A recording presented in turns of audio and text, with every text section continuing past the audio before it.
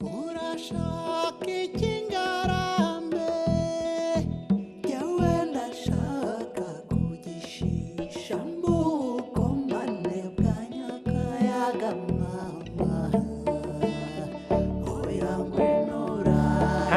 International is the largest international organization that specializes in disability. Working alongside disabled people in 60 countries, Handicap International provides support and promotes active participation and inclusion of disabled people in society. Around the world, only 1 in 50 disabled children attend school, and Handicap International aims to promote their inclusion in education. In Rwanda, a small mountainous country in East Africa where the average income is just $260 a year and 1 in 5 children die before their 5th birthday, the challenges are great.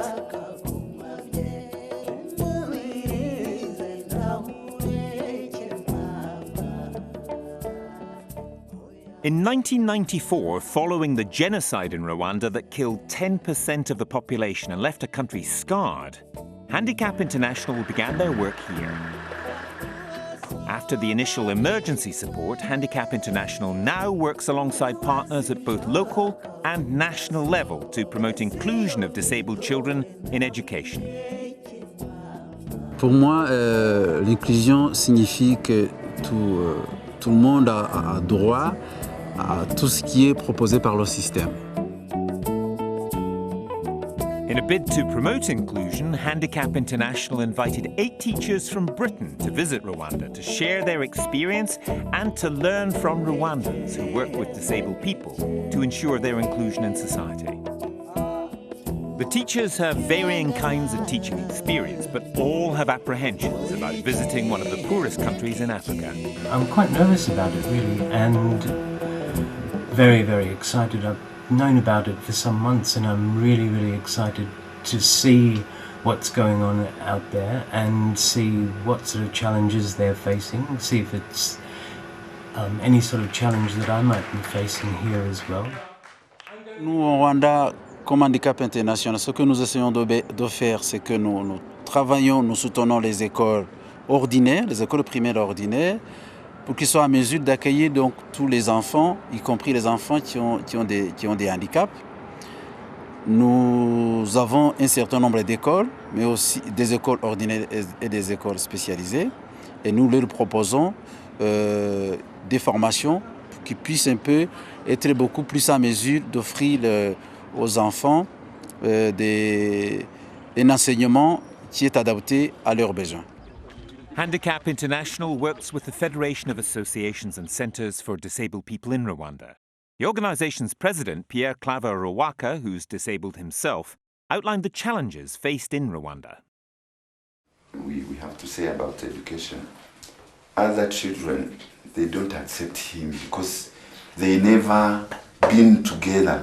If the teacher don't accept those children, other children will not also accept him.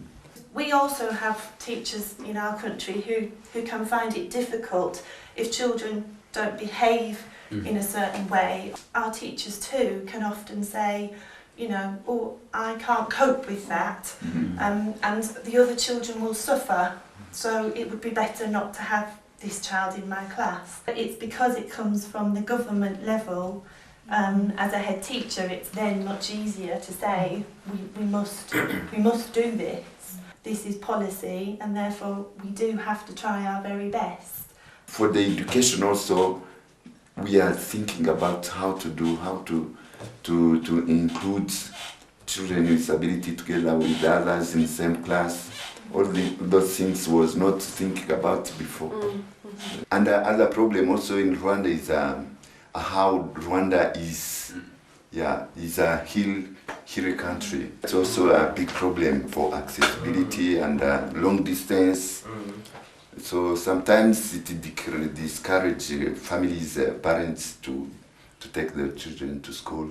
I believe that they are, and we are in the UK, doing the absolute right thing by trying to help people realise that people with special needs and people that have difficulties actually have a huge amount to offer as well, and by accepting them, we build a lot more tolerant and caring and sympathetic society, and that in turn helps us to grow as a lot better people individually. Handicap International aims to increase the number of disabled children accessing quality and relevant education by working with both mainstream and special schools. At the HRD Centre, a special school for disabled children in Muhanga district, the teachers were greeted with a warm welcome. And it was clear that Director Madame Leoncy and her staff were doing what they could with the limited resources at their disposal. For most disabled children in developing countries, special education has provided the only chance of an education. And if schools such as this one were not here, then even more children would be left in their homes, cut off from society, a situation that occurs all too often. babasuzugura kenshi cyangwa indi ikabafata n'uburemere kandi urona niyo wenda batangiye no kwiga mu mashuri ari abana bagenzi babo batangira gushaka kubicaho kubera ubumuga bwabo cyangwa bakabaseka abandi wenda bakabishimira kandi bakafata n'uburemere kugira ngo bakomeze bigane ntibigunge. I've had a really good day today. We went to a special school. I was amazed to hear that the teachers have virtually no holiday and they spend their days off getting trained. À cause du génocide de la guerre, bien sûr, il y a eu donc, beaucoup de pertes humaines. Il y a eu peu d'enseignants, mais le Rwanda a très vite quand même mis des programmes pour former beaucoup d'enseignants. Mais aujourd'hui, la question, c'est plutôt former des enseignants qualifiés pour des méthodes adaptées et spécifiques pour les enfants handicapés, et donc qui puissent promouvoir l'inclusion de tous les enfants. Currently, the pupil-to-teacher ratio stands at 66:1, limiting the time a teacher can spend with each child. Quand on a des moyens financiers, on a plus de personnel. Je dis que pour les activités avec les enfants, pour la bonne relation avec les enfants, ça, je dirais que ça ne demande pas nécessairement les moyens financiers, mais ça demande le cœur de la personne, et tout ça, et ça demande bien sûr aussi quelques connaissances, c'est pourquoi on insiste à des formations. We have children that have similar disabilities, but in terms of the resources and the equipment, we have a lot more. But I would say that in the end, they're making fantastic things. They'll probably get very similar results in the end. The school strives for its pupils to have greater inclusion in the community and, where possible, refers children into mainstream education. One such child is Claude. Claude had polio as a small child, which prevented him from going to school. After getting physiotherapy and basic education skills at the special school, Claude eventually moved on to his local mainstream school. Teachers Donna and Vicky visit him to find out how he's progressing. His father, Joseph, tells how the road to mainstream education has been a long and difficult one. Slowly, Claude became more independent, more confident to interact with others, and Joseph felt his son was ready to enter a mainstream school. icyo nakongeraho nabwira abana ababyeyi bafite abana bamugaye bari nko mu rugo ku buryo bakayoboka rwose abakira barohose barahari bakira abana bameze gutyo urumva nabahaye urugero rw'uwonge ukuntu yatangiye abafite abana bameze batyo rwose bayoboka rohose akagenda akabakira hamwe nabo bafatanya bakabakira abana babamugaye rwose ku buryo bakira abana bose urumva mbahaye urugero rw'uwanjye ukuntu yari ameze n'ukuntu yamwakiye mukaba mureba n'ukuntu ari umusore. Claude's father was keen to get him into a mainstream school, a position not all parents share. Donc, pour qu'ils acceptent d'envoyer les enfants dans des écoles primaires, nous sommes obligés de d'abord faire des sensibilisations aux parents. Et en plus des sensibilisations que nous faisons dans la communauté, avec aussi même les autorités de base, même les voisins et même les amis des parents. Quand vous voyez que c'est dans l'âge là d'adolescence, quand j'ai eu ce handicap, j'ai constaté que la vie est terminée. C'est la raison pour laquelle j'étais très triste et je n'ai pu parvenir à accepter mon handicap. Et puis, j'allais même arrêter mes études. Ce sont mes parents qui étaient tout près de moi. Et il y avait aussi les prêtres qui m'ont approché pour me conseiller en fait de continuer mes études. The importance of parental involvement was also highlighted when Naz and Tess joined Marie-Rose from Handicap International to visit Bonheur. Today we visited a little girl called Bonheur. She was living with her auntie.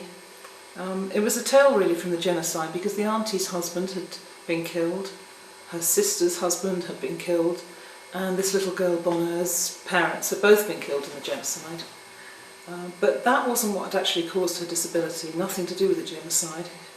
At the age of 6, she'd had a car traffic accident where she'd been left in a coma. The end result of her injuries was that she's left paralysed on one side and with a really nasty scar that still bleeds on her throat. All of that happened when she was 6 years old.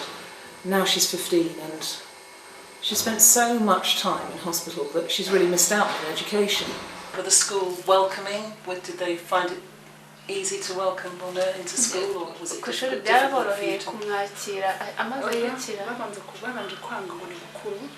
They first refused that, saying that she was beyond the age of starting the primary school. It just strikes me that Bonheur has had a lot of lost time. Yes. And she needs a bit of extra support. Yes. What would you like your teacher to do for you that would make it easier for you to learn and help you to learn?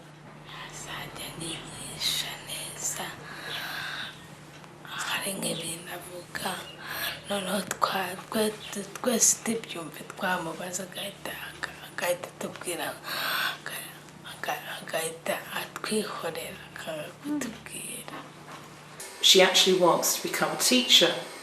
And you know, just looking at her, it's not impossible. She can do it. That's encouraging too.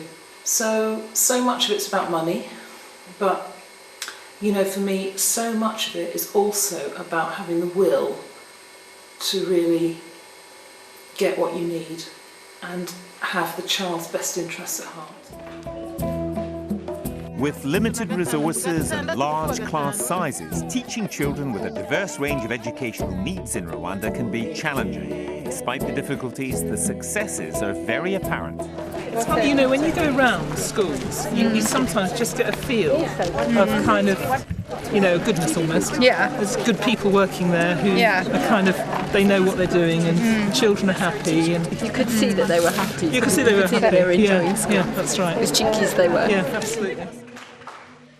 This girl, Alodi, is also in a mainstream school in Mahanga. Not only does she keep up with her class, she excels, regularly achieving outstanding grades. She also has very definite views on how teachers can improve things for disabled students. Abana bafite ubumuga numva babatwara buhoro kuko ntago baba bafite imbaraga nk'iz'abandi mu kugenda kwanjye bancaho bakaza ubwo nyine urumva singashoboye kwihuta nkabo nkaba nsaba nk'abarimu ko bajya bihangana bakafatira nyine igihe mpagereye ntibandenganye kuko nanjye ntago mba nshaka kuza ku ishuri nakerewe. Mais des fois, bien sûr, aussi, nous disaient qu'il faut que les écoles aussi soient sensibles, il faut qu'eux aussi les accueillent, il faut que les directions scolaires soient sensibles, mais nous les rassurons que nous travaillons aussi avec les enseignants, avec les directions, que dès qu'ils sont sensibles à envoyer l'enfant à l'école, l'enfant sera accueilli à l'école. Handicap International strives for the inclusion of all children into mainstream education, and it works together with special schools because they have a wealth of knowledge and experience that shouldn't be ignored. I think it's a wonderful place, I really do. It's quite inspiring that out of so little they've created quite a lot, an awful lot in fact. And they're catering for the children's needs. And a mom and dad involved, or parents involved in the whole process. iyo dutangiye trimestre turicara n'umubyeyi tugakora iyo pride video umubyeyi nyine ko akaba afite ibyo yifuza noneho mwarimu nawe akavuga ibyo azamugezaho fungira wenda nk'ibipesu ugasanga wenda ntabasha kwikarabya noneho wenda muri trimestre itaha ugasanga noneho wenda agarutse yarongeye yarabyibagiwe ubwo turongera tugasubira muri ya objective tukongeraho noneho n'indi yagira ko bana bisaba gufata igihe. So, you know, you're ahead of us in making sure that the parents are clear of the targets for the holidays. That's something we can take back, couldn't we, Tess? Yeah. Absolutely. This special school not only educates, it goes to great lengths to offer children a future within the community. They work alongside this local carpentry business, where some of the pupils are now gaining a vacation. urabona ko turimo tubategura nibwo dutangiye kugerageza ikintu twebwe dutekereza wenda ashobora kubona akazi ahantu cyangwa se yajya niwabo ku musozi w'iwabo yaratangiye gukora neza kumva twamushakira udukoresho nawe akagenda agakorera iwabo aho muri karitsiye nibyo tuba twifuza akamenya ko nawe afite umurimo agomba gukora. Vocational training schemes such as this see disabled people as a resource that a country like Rwanda can ill afford to ignore. Another sign of disabled people being included in society was found at the Kigali Institute of Education. This is the first time that a Rwandan blind person got an education in Rwanda and went to university. It's absolutely the first time. Rwanda is a place where people who are disabled haven't really been given that much of a priority. My personal aspiration is to see that these people actually, their lives improve and that they get a better, they are able to be integrated in society and to be included actually in society. This student, Innocent, who's blind, is part of the first wave of disabled students to begin a degree here. En école secondaire, nous étudions avec beaucoup de difficultés. Nous étudions avec nos collègues à côté, au pupitre, qui nous dictaient les notes au tableau et nous avons l'écrire à nos machines ou tablettes. Et avec les nouveaux équipements, je pense que jusqu'à maintenant, nous n'avons pas encore les utilisé bien. Je pense que ça va aller. Parce que les équipements attendus sont à peu près complets. On a encore peur pour nous, mais ça va aller avec l'expérience. The developments here at the Kigali Institute of Education, together with the work of Handicap International and its partners, offer new hope for disabled learners in Rwanda. Il y a un changement, et donc il y a un changement dans la communauté. Et donc ils commencent à comprendre que les enfants ont le même droit que les autres. Aujourd'hui, on voit une dynamique, une volonté, tant au niveau de la communauté, au niveau des institutions, au niveau du gouvernement et d'autres organisations, de pouvoir vraiment promouvoir une approche inclusive de l'éducation. I think the future is bright. The government is starting to take a more active role, I think, and we are hopeful that we'll get far. Le moment où j'étudiais, on ne parlait plus de l'éducation inclusive. Il n'y avait plus même la loi pour la protection des personnes handicapées. Mais jusqu'à maintenant, je vois qu'il y a un pas, il y a tout le monde qui est impliqué dans l'éducation inclusive. Donc je suis très optimiste. Je pense que l'avenir nous promet des choses beaucoup plus intéressantes qu'aujourd'hui, et donc j'y crois.